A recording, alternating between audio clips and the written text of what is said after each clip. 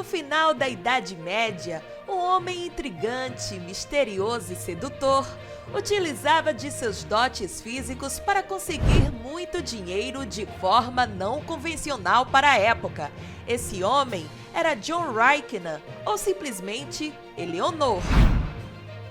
Olá, viajantes da história! Hoje separamos a história de John Raichner, um travesti da Idade Média que vivia em Londres. Tá curioso para saber mais sobre ele?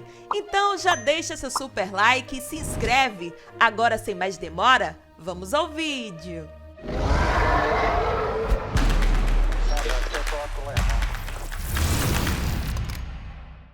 No século XIV, meninas trabalhadoras de relacionamento vagavam pela cidade de Londres. As trabalhadoras deveriam ficar na rua Cock Lane, mas na realidade, quase todas as tavernas e esquinas podiam ser o lar dessas meninas, e às vezes até de homens. Em dezembro de 1395, John Brabby estava caminhando pela estrada principal de Cheap quando avistou uma senhora da noite chamada Eleonor. Ele perguntou se ela poderia cometer um ato de prazer, e ela concordou. O par se escondeu em uma cabine para completar o ato, e então eles foram presos. A partir daí que conheceremos a história de John. A essa altura, Brabby havia percebido que Eleonor não era uma mulher. A Senhora da Noite era, na verdade, John Raichner, um travesti que tinha uma longa lista de clientes na capital da Inglaterra. Raichner foi treinado por uma mulher chamada Anna, descrita como a profissional de relações de um ex-servo, St. Thomas Blunt. Outra mulher chamada Elizabeth vestiu John com roupas femininas, o transformando em Eleonor. Raichner tinha relações com uma longa lista de mulheres e homens, incluindo freiras e padres. Elizabeth foi quem ensinou Raichner a se vestir como mulher. Já tinha ensinado sua filha Alice a práticas desonestas. Elizabeth dava vários golpes elaborados nos homens, enviando-os para a cama com Alice à noite, mas fazendo-a sair de manhã cedo, e assim que os homens acordavam, mostravam a eles John Raichner vestido com roupas de mulher. A trama provavelmente era usada para extorquir dinheiro. Quando Raichner aparecia como Eleonor, Elizabeth dizia aos homens enganados que eles tinham se comportado mal com ela. Não era incomum que as mães iniciassem suas filhas na profissão, desempenhando o papel de uma mulher mais velha e malvada, que forçava uma jovem inocente. Elizabeth parece se encaixar bem nesse padrão, com base no testemunho de Raichner.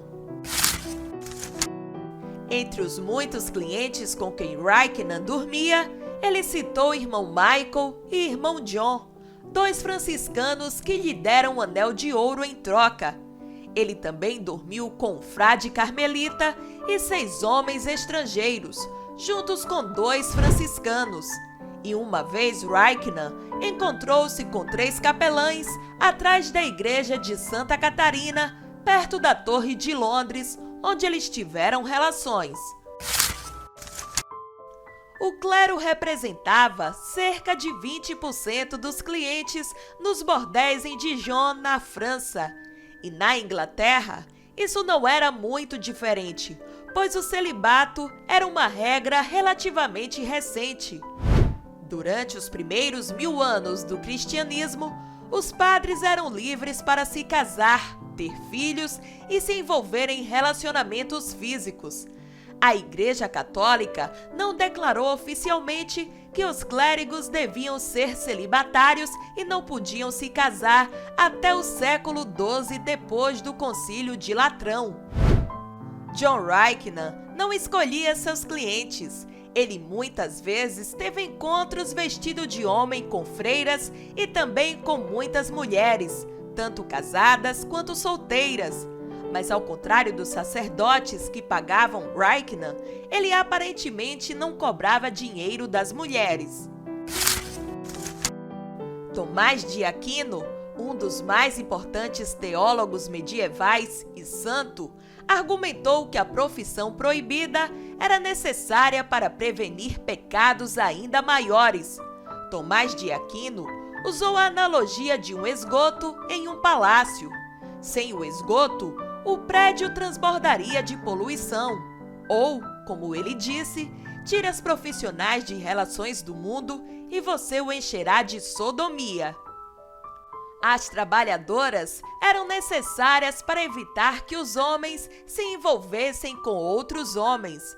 O pregador do século XV, Bernardino de Siena, afirmou: até o diabo foge horrorizado ao ver este pecado.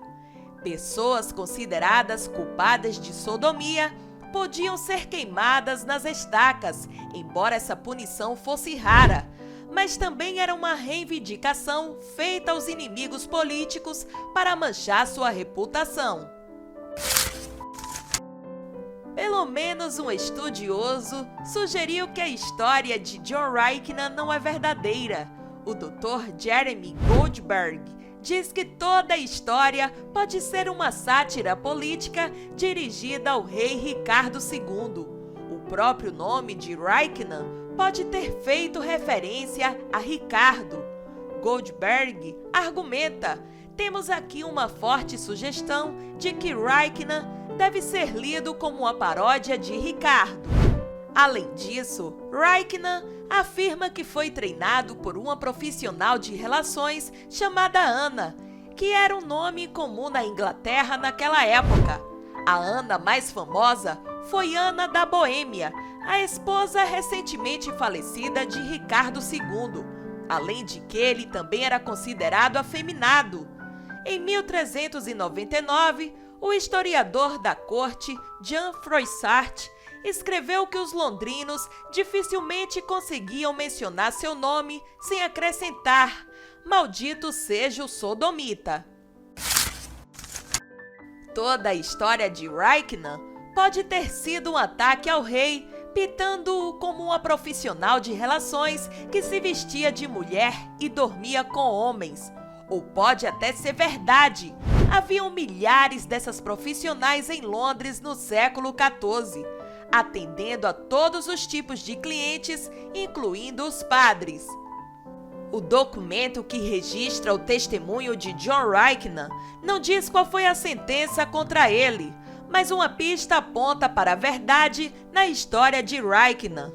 Dois medievalistas, David Bory e Ruth Mason Queiroz, tropeçaram no testemunho de Raichman em 1995.